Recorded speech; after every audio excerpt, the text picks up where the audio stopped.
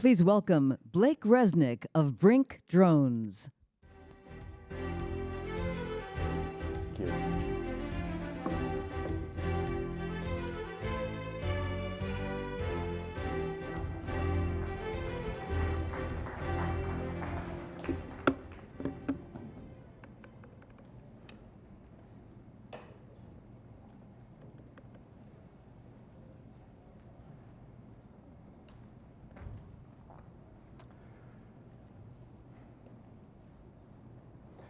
On October 1st of 2017, I got a call from my best friend. He told me he started hearing gunshots along the Las Vegas Strip, and he asked me where I was. I learned over the course of the next couple of hours that the deadliest mass shooting in American history had just occurred in my hometown. This was an event that changed my life. As it did for many others in my community. And it's what got me initially thinking that maybe there was a place for modern technology in the hands of first responders to help them deal with critical incidents like this. So I went on Google and I looked up the phone number of Las Vegas SWAT and I cold called them. Surprisingly, they answered to 18-year-old me at the time, and we set up a lunch. And I learned a lot over the course of that hour. The first thing I learned was it took first responders an hour and 5 minutes to make entry into the room where the gunman was firing from in the Mandalay Bay. The reason why that happened is when plainclothes police and security all over the Las Vegas Strip started hearing gunshots, they took out their service weapons and they were misidentified as additional active shooters. So there was this flood of 911 calls saying there's an active shooter here, there's an active shooter there. What first responders are thinking is that this is a coordinated terror attack at 6 or 7 different sites, and they allocated resources accordingly without actually understanding what was going on. The second problem that I learned about over the course of that lunch was the shooter had placed a baby monitor camera outside of his hotel room door in the Mandalay Bay. And he had a separate weapons cache in that same location. So his plan was when he saw police, first responders in his camera feed, he would just run to that door, grab a weapon, and start firing through the door. Then the SWAT commanders started telling me about all of the other missions they face on a daily basis, about barricades and hostage situations and high-risk warrant searches, and how frequently many of those missions also turn into shootings. And I was shocked to hear how little technology they had to make their jobs easier. In a lot of cases, officers just had to make entry into situations that they didn't understand, risking their lives and the lives of suspects. And after that lunch, it was clear to me that the right technology deployed in the right places could save lives. Not just in active shooter events, but in basically every mission that US SWAT teams have to deal with. And I thought I could build it. So I thought they really needed 2 things. First, I thought they needed a way to get eyes and ears in dangerous places, to look around indoors, find people, and communicate with them. And second, I thought they needed a way to understand what is happening during emergencies rapidly, gain situational awareness, understand what's going on, and coordinate responses. So after processing this for a while, I had an engineering background. I thought the right drone systems could solve both of these problems. So I went back to my garage, or really my mom's kitchen at the time, which she never liked, but I did anyway. And I started engineering what became the first version of that drone. So I collaborated with Las Vegas SWAT through this process. I came up with something I was proud of, iterated some more, and at the end of that, the SWAT commander basically said, hey, you know, this is kind of an interesting thing. We'd love to deploy it on some missions, and you've been interesting to work with, so we'd love to invite you along on some of those call-outs, and maybe you can pay attention to what works and what doesn't work and keep improving the drone. So I thought that was a good idea. And that started a very interesting 6-month period of my life where I basically went on call with Vegas Metro SWAT, which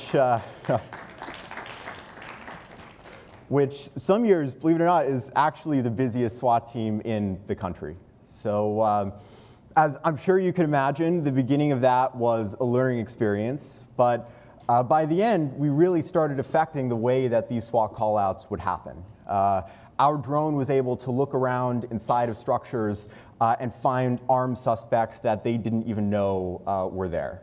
In other cases, it was able to enable crisis negotiation teams to de-escalate critical situations. Our drone was basically the first in the world to have a two-way audio system. So it could land, a crisis negotiations team could call into it and use it sort of like a flying cell phone. And it became clear through this that our drone was lowering the probability of gunfights between suspects and the police.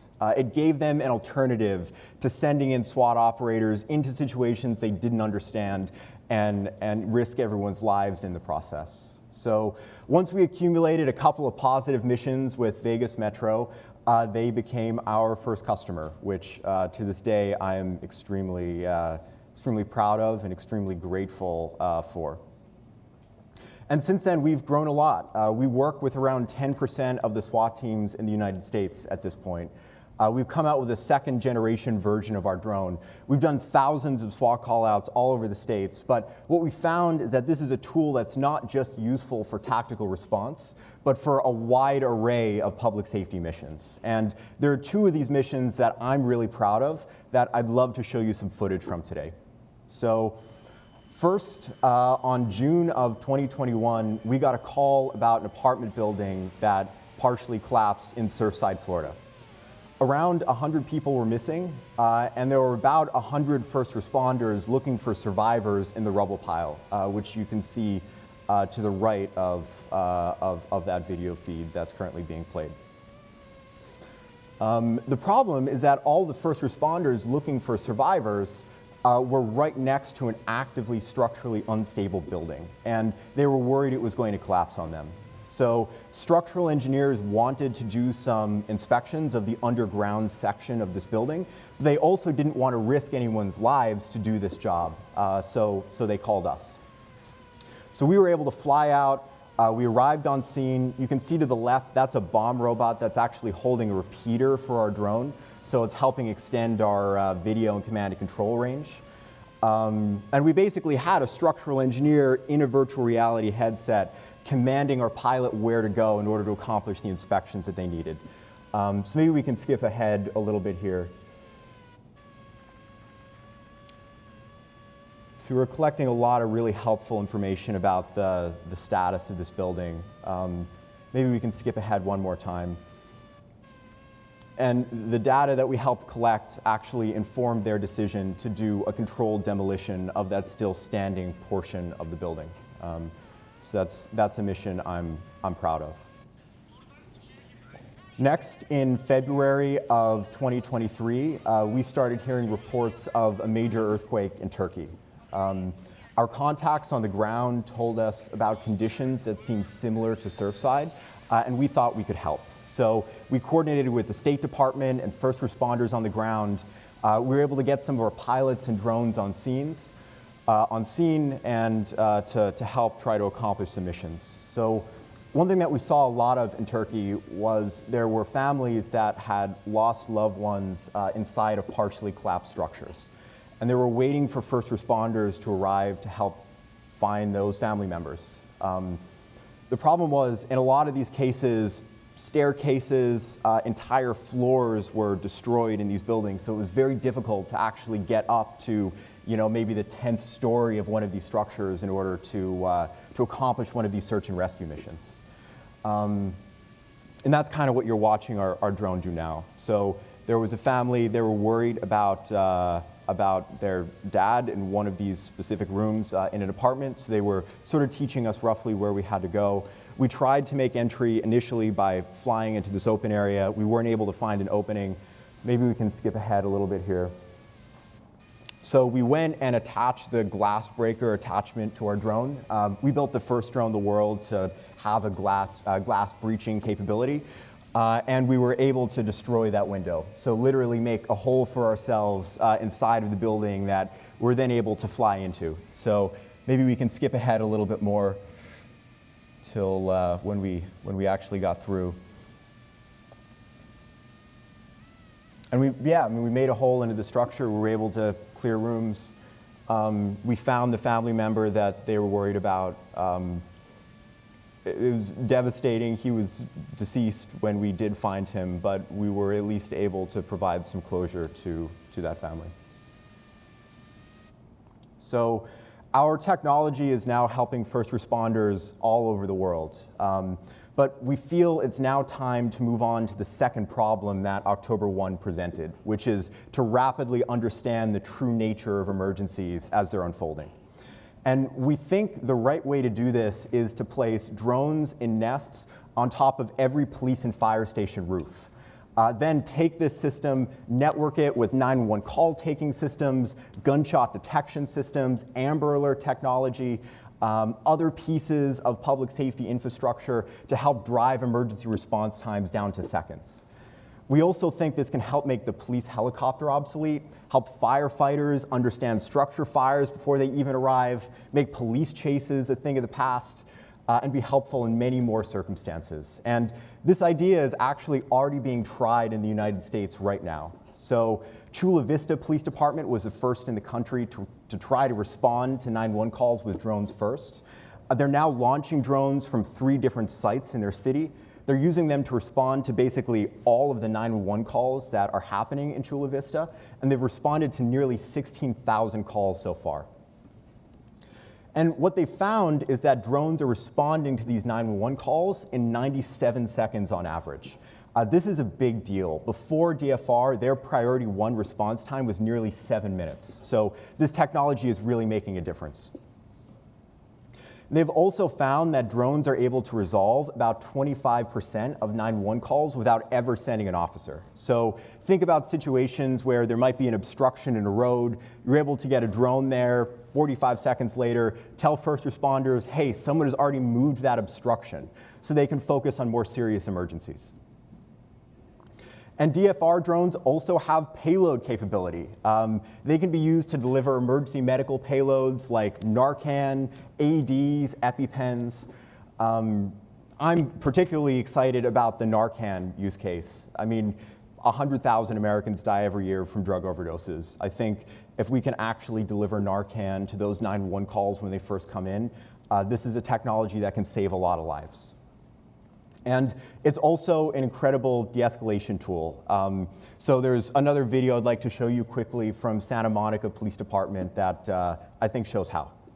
They say the drone's eye view can prevent officers from overreacting. Santa Monica police got a call last year about a man with a gun. At first, drone footage appeared to confirm it, but then...